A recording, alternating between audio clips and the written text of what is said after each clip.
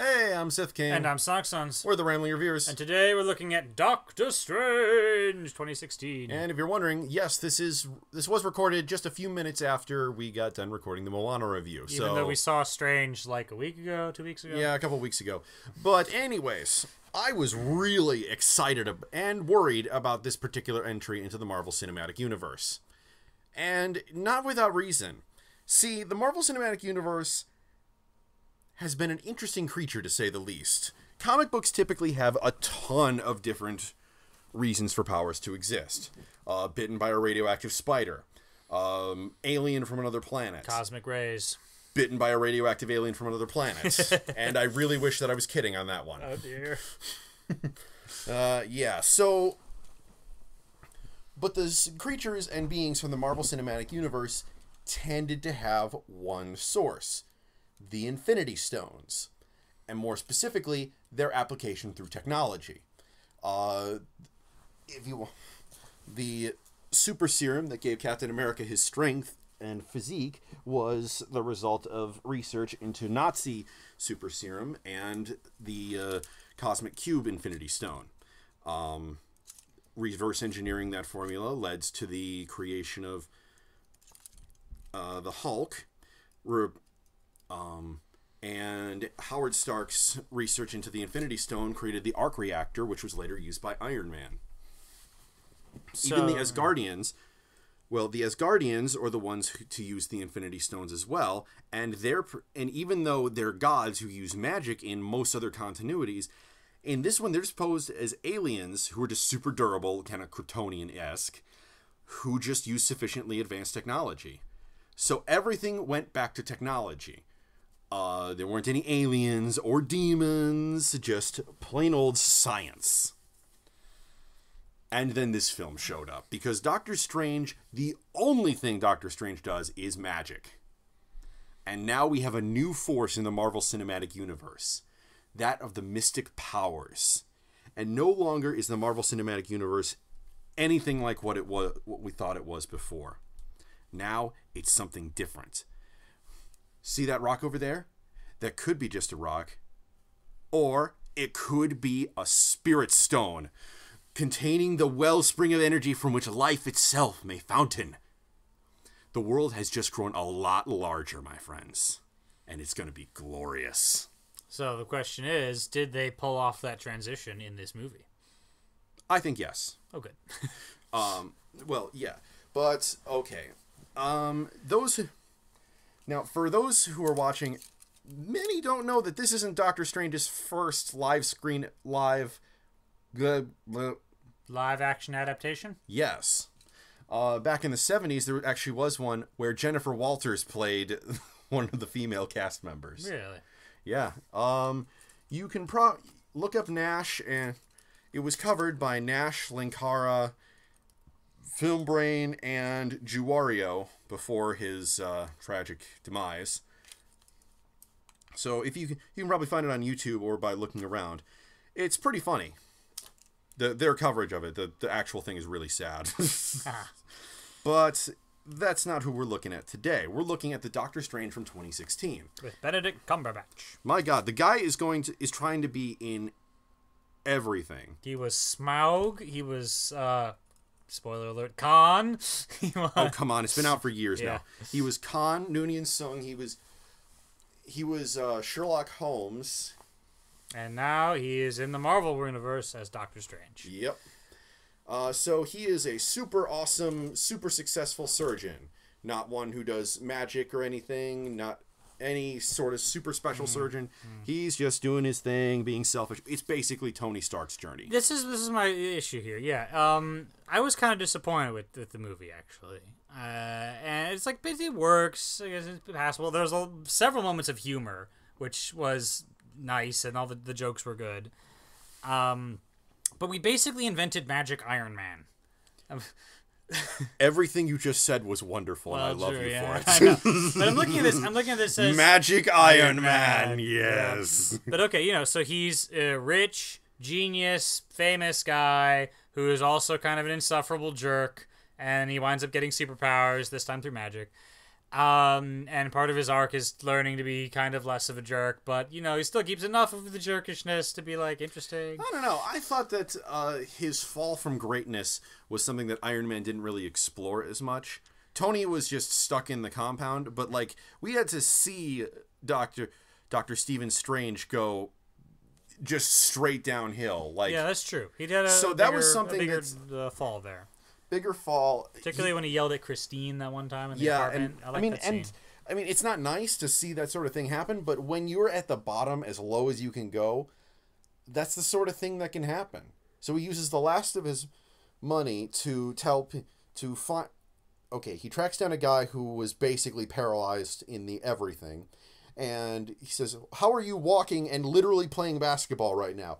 "Oh, I went to this place, and they taught me how to do magic, and it allowed me to walk again." Okay. So he uses the last of his money to go there, gets his ass kicked several times in a pretty funny scene. And then in a horrifying scene, he's shown the entirety of the multiverse, and, You know, actually one of my favorite scenes comes just before that, where he's talking to the Ancient One, which is the lady that runs the place, and we never do find out her real name. And, she's talking about how the cells are programmed, they react in such a way in order to enliven you. And she's talking in this sort of mystic way, and he keeps interpreting it in a sciencey way. He's like, wait, so you mean like that's, recombinatorial DNA programming? That's like leading edge tech or whatever he said, And I like that sense of this gap between her understanding of the world and his understanding of the world. And then suddenly he comes to be aware of how little he knows, and then has to start this journey of understanding the magic side of things. Yeah, and there's tons of references to other Marvel properties, like the Wand of Watum. One of the Minoru clan is part of this magic group that they're all part of. There's Mordo has the Staff of the Living Tribunal, which is like, holy shit, that's powerful. Like, there's only one or two people in the entire Marvel universe who are more powerful than the Living Tribunal. Oh, dear. This is the staff of Jesus.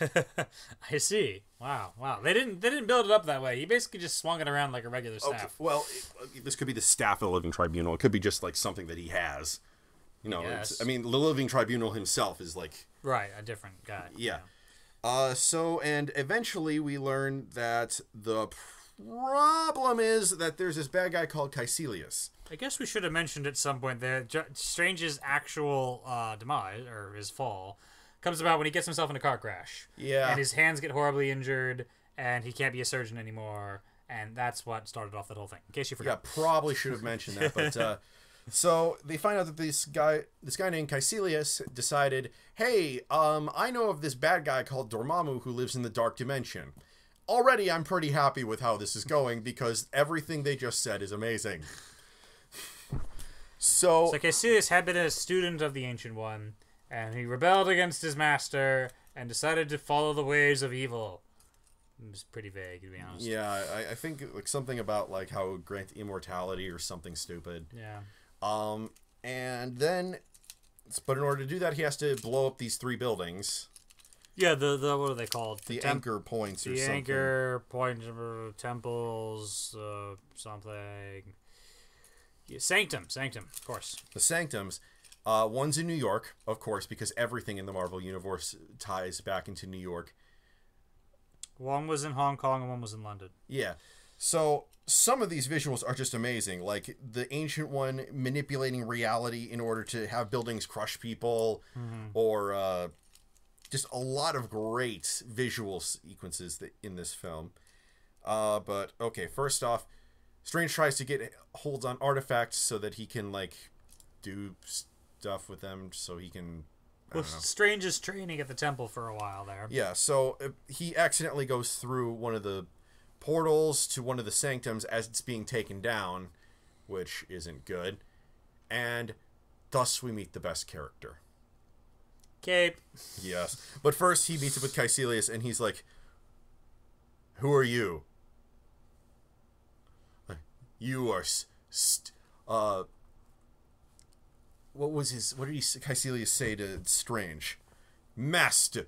You are the master. No, I'm the doctor. Doctor Master. right, yeah. Master Doctor. Yeah. He's like, oh, your name is Doctor Strange. Oh, okay, that's right. I love that earlier bit too. Just when he begins his training, where he goes to like his little room where he's going to be staying, and Mordo gives him a little piece of paper, and it says Shambhala on it. And Strange is like, what is this? My mantra? And Mordo just looks at him, totally deadpan. The Wi-Fi password. We're not savages. Yeah. I love that line. So there was a lot of humor. There's a lot of moments like that, actually, which is, again, very Iron Man. Very, very Iron Man. Okay, and he has to defend one of the sanctums. But the way he fights is what I think is really interesting, because he's way out of his depth. He is not a powerhouse at this point in the film. He barely knows how to fight, but he fights smart, which is kind of what differentiates him from Iron Man, who just went in and kind of blasted stuff. But, like, he used the environment to his advantage. He almost always ran instead of fighting directly. True. And eventually the Cape of Levitation decides it really likes him and starts kicking people's asses for him, and it's great. Yeah, it was funny. Seriously, there's this one scene where he's trying to have a heartfelt thing, and in the background the Cape is literally beating this guy's head against the wall. I love background violence. It just completely destroys any tension, but it's so satisfying. True. So anyways, stuff happens and the Sorcerer Supreme is mortally wounded. He tries to take her into surgery, but she's like, no, I'm gonna die anyway. By the way, I was working for the she was secretly drawing energy from Dormammu this whole time, which is totally verboten. So yes. Bad move, I guess. And off screen, the temple of everywhere else has been attacked. Yeah, that was super vague, man. I authored some stuff on the Head Scratchers page, because it was, okay, you need to take down the 3 sanctums. At what point is a sanctum down? Like, how many walls need to collapse exactly? Like, there was no, like, particular crystal or something they had to, like, burst into pieces, you know. So then it was, he says... I'm going to tap in this nail into the wall. Oh no, the sanctum is down! I just wanted to hang a picture of how big this fish I caught was! Well, that would be an interesting movie. Yeah, I want to see that movie. So and Dormammu was the fish! Foolish mortal, your desire for tuna overwhelmed your world! Wow, that's a way to doom the world. Okay, so they get... but he says to, like, Mordo, doesn't he? He says, the freaking, the New York sanctum is down. No, the London sanctum is down, and the New York sanctum has been attacked twice. You know where they're going next. Yes, they're going to Hong Kong. Wait, how do we know they're going to Hong Kong? Maybe they're going to attack the New York sanctum for a 3rd time. You think of that? Anybody? No? Okay. Okay, so then in other stuff happening that I care about, they get there too late, and Dormammu's dark dimension is starting to flood into the Earth because Dormammu wants Earth. He just eats everything. He's one of those omnivore Yeah, but villains. he said but he specifically wants to eat Earth. It's especially tasty. Yeah, you know, if this was the DC universe where Earth is the center of the multiverse, I could buy that, but like Earth is kind of one of literally thousands of parallel worlds. It does have like half the Infinity Stones on it. Fair point, but he never stated that, yeah. Yeah, so that's just speculation at this point. Anyways, so Doctor Strange decides to do something very bad and starts rewinding time. And you get to see this. This fight is awesome, just because they're fighting people as everything is reconstructing around them. They're slamming people into walls, and then they're bricked over. Yeah, but then they burst out and then get bricked over again. Mm-hmm. And they manage to stop Caecilius again somehow in the past future, and then the Doctor comes and bitch slaps everybody for being asshat. Well, then he goes and confronts Dormammu. And this is a pretty cool scene, because imagine weaponizing Groundhog's Day. That is what Strange has done. Okay, so he shows Dormammu, I want to make a deal. Dormammu kills him. Dormammu, I want to make... And then he shows up again because he's looping time for himself. Dormammu, I want to make a deal. I've come to bargain. Yeah. I've come to bargain. And just keeps getting killed in increasingly horrifying and hilarious ways, because I'm a sick fuck. Eventually, Dormammu starts screaming because he realizes, oh shit, this guy's going to keep coming. Even though it's nothing, I have to deal with him. And then finally, Strange shows up and says, Dormammu, I'd like to make a bargain. He says, leave Earth alone forever, and I let you out of this time loop. He basically made Satan back down. Yeah. This is the most powerful entity we've ever seen in the Marvel Cinematic Universe. His might encompasses countless worlds, both in this universe and in other parallel ones. He rules hell and controls the destinies of thousands of souls. And this Strange, who has been Sorcerer Supreme for less time... He actually, I don't think he got the title during this movie. Okay, he really should have, though. Yeah. But this guy, who is not even Sorcerer Supreme, managed to make Dormammu sit and beg like a dog. True. That is awesome. True. And then it's revealed that the all-seeing eye of Agamotto is actually an Infinity Stone. Mm-hmm. So that's a thing. That's a thing. Good for you.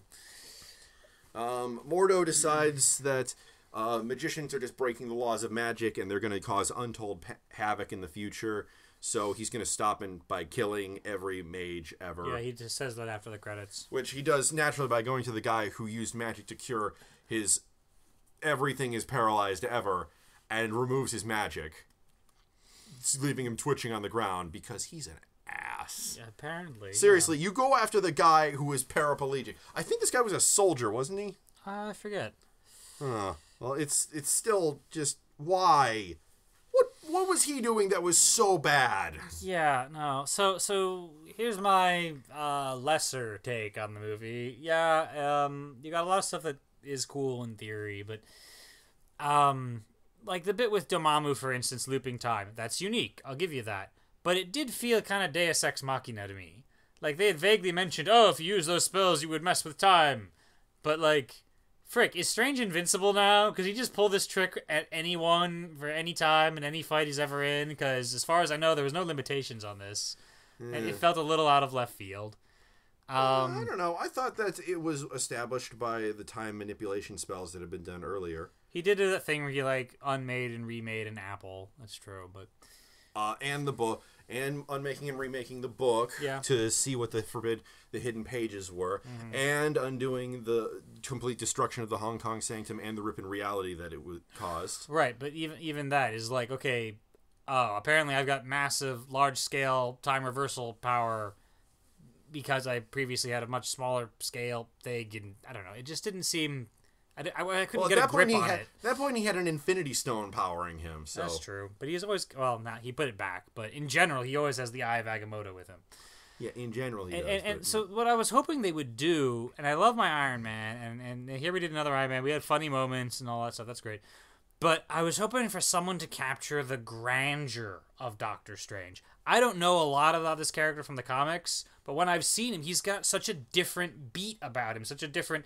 attitude because he dwells in the mystic world and stuff, and I wanted to feel that like there was some emotional weight of a kind that you haven't seen in any other Marvel movie, and instead it was kind of the jokes from Iron Man.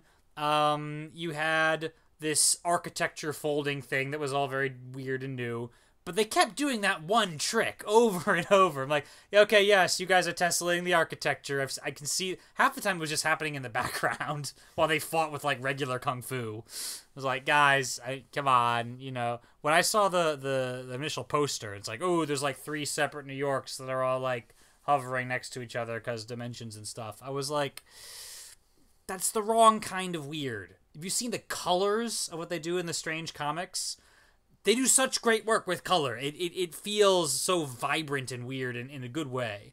And this was, nope, all the same colors that you always see. Kind of muted colors, actually, because the whole MCU is kind of muted that way. And it could have been different. I've been saying to myself for a while, you know, if I was running Marvel, I'd say, we got a great thing going with the MCU, but we can't do it forever.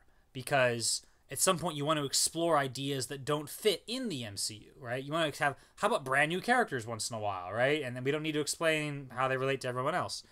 And my first thought for if you did what we would call, let's say, Marvel Cinematic Alternates or something, would be Doctor Strange. And make it so weird in a good way that it's basically like Sin City. You ever see that movie? every damn Oh, yes. I thought you said Sim City. no. Every damn frame of Sin City is utterly unique from every other movie you've ever seen, right? I'm not saying Doctor Strange would be black and white, but make it utterly unique. Go to that strange, because literally it's in the title, that strange new world where it's so interesting it couldn't fit in the MCU, much as I'd like to see him show up. So did you like the scene where he was shown the multiverse? Yeah. The whole movie could have been more like that, but not just for spectacle, but for like a really sense of exploring it and grasping the depth of it. That was more like, hey, look, is this all speculative, weird stuff? But okay, now moving on. Training. Caecilius, we never learn about him very much as a villain. Marvel villains in general in the MCU don't get a lot of screen time.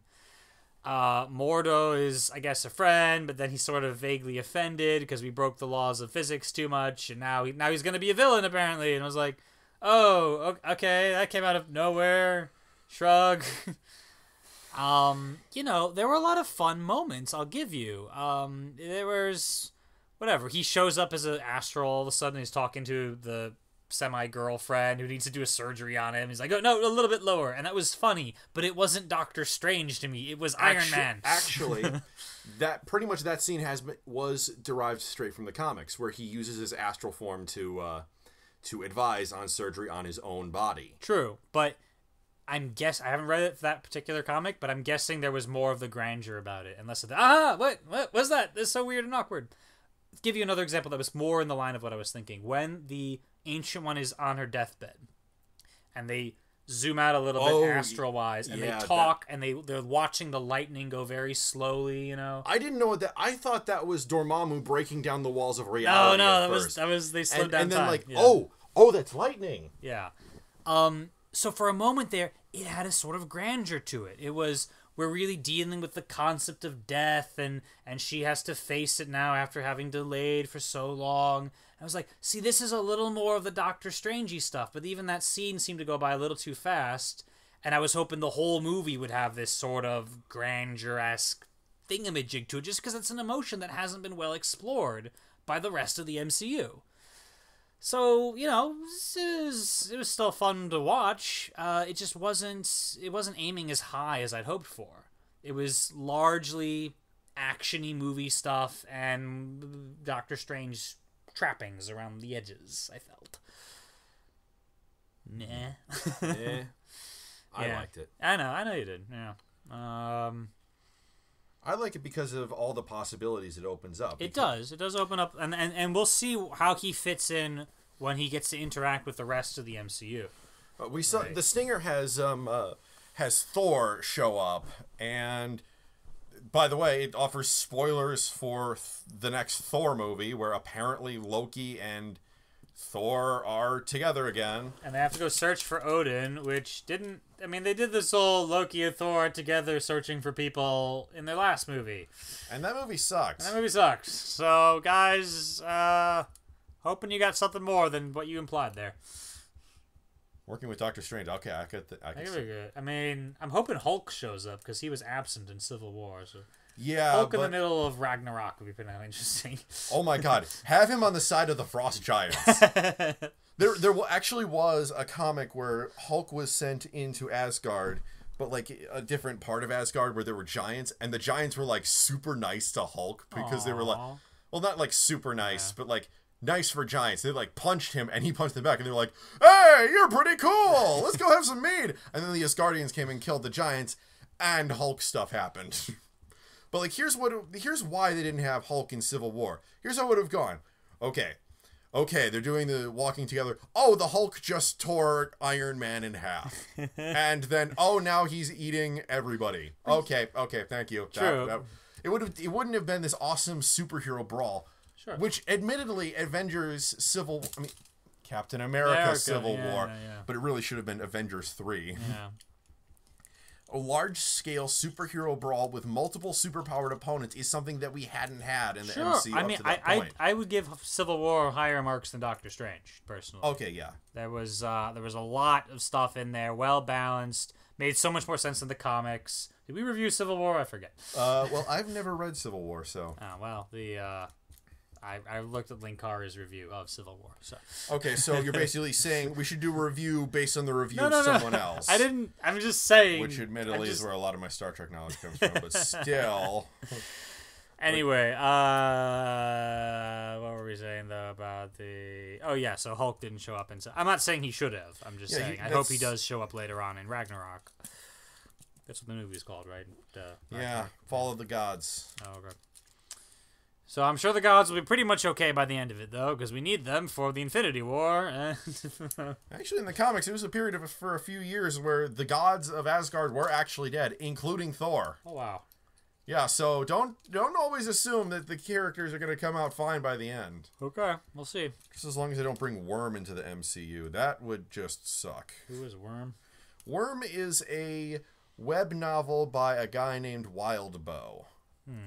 It's a world where, and this is a pretty big spoiler warning, everything sucks, and everything that you think doesn't suck sucks way more than you thought it did. Oh, wow. Because, well, basically, there's giant space whales out there. Oh. Like metaphorical, multi-dimensional space whales. They're not really whales, but you know what I'm trying to say here. And what they do is they go to different planets in order to stop the destruction of the universe or something. I never really got that. And what they do is they seed the native sentient life with these things called shards, multidimensional constructs that hook up to parts of the brain, and it gives them superpowers. The superpowers make them want to fight each other and use those abilities for conflict and for battle. This is so that they can grow and learn and evolve, because fighting and wars increase research and development and stuff. And once they've learned enough conflict, then they blow up the planet in every dimension and take the energy from it to fuel themselves and to help prevent the destruction of the universe, I guess. Wow. Okay. But they can exchange shards between each other. So one day, these two space whales called Eden and Cyan, who were mates, met up with a third space whale tentatively called Abaddon. I'm not 100% sure on this. Mostly it is people describing it very accurately to me. I haven't actually read it, and I'm not really interested in reading it. Because it sounds very dark in the end. It's basically Neon Genesis Evangelion, the superhero story. Right. Yeah. And guess what happens?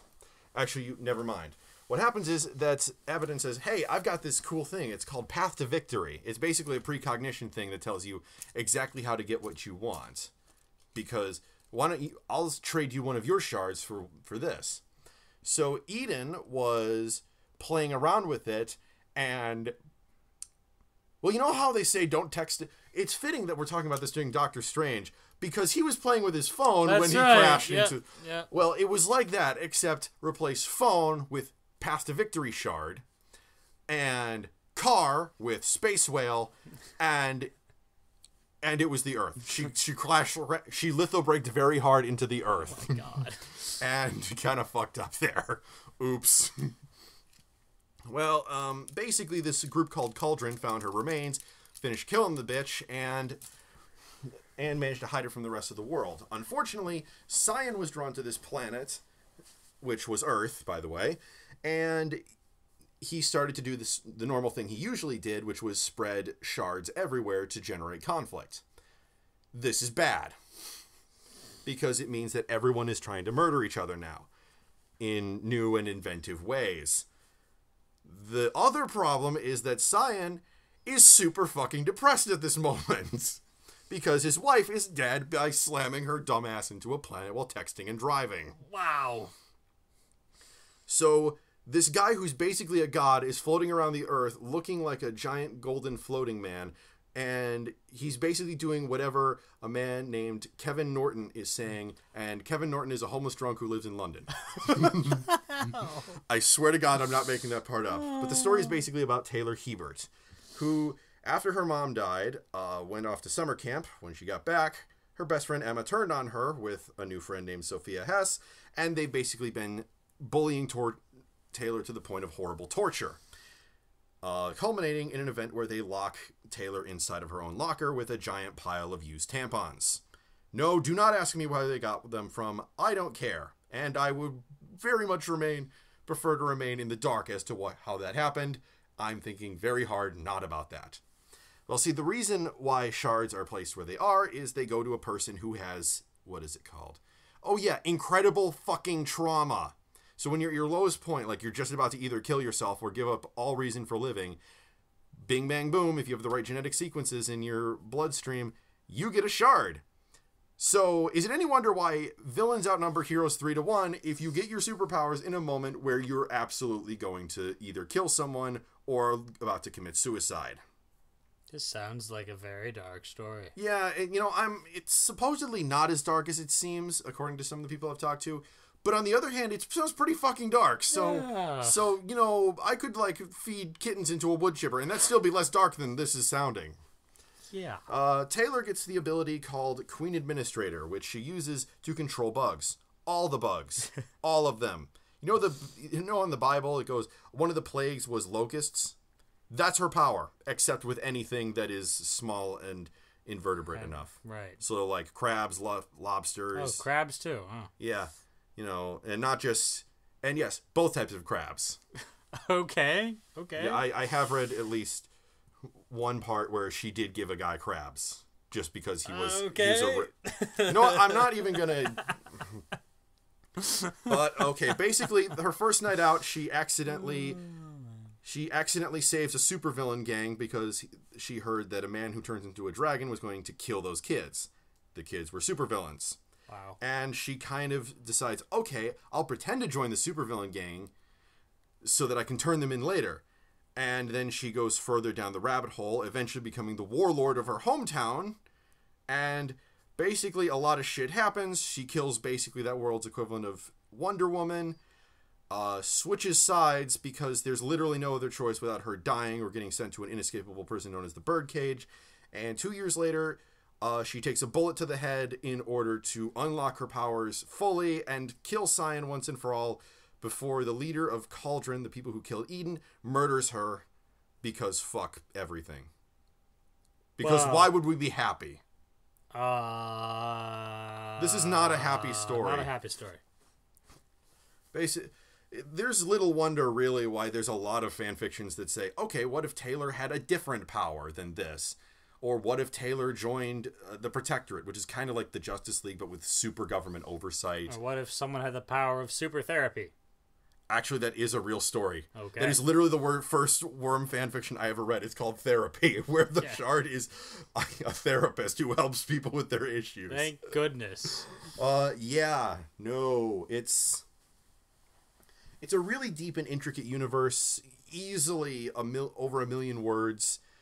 Maybe go find it if you want something like that. I don't know why you would, but I prefer going with fan stories because I've got a lot of the plot from my friends, but I don't want... See, if I watch something depressing, I get depressed. That's how I operate. That's why I like watching things like Iron Man, because... they're uplifting. Well, see, this one story tells me everything I need to know. We don't need stories to tell us that there are monsters. We read stories to tell us that monsters can be beaten. Ooh, good quote. Yeah. Someday I'm going to watch, like, Ever After High, and this is going to seem like a... like it comes out of left field, but like a Ever After High, because honestly, first off, I'm a sucker for magical girl stories, but the second point about that is that's where I first thought of the quote in relation to stories, because the plot of Ever After High is everyone follows their stories exactly until some people were like, I don't want to follow my story anymore because my story sucks. Mm-hmm. Anyway, so that was Worm and Ever After High in your Doctor Strange review. Yes. Are you still listening? Kudos to you. Mm-hmm.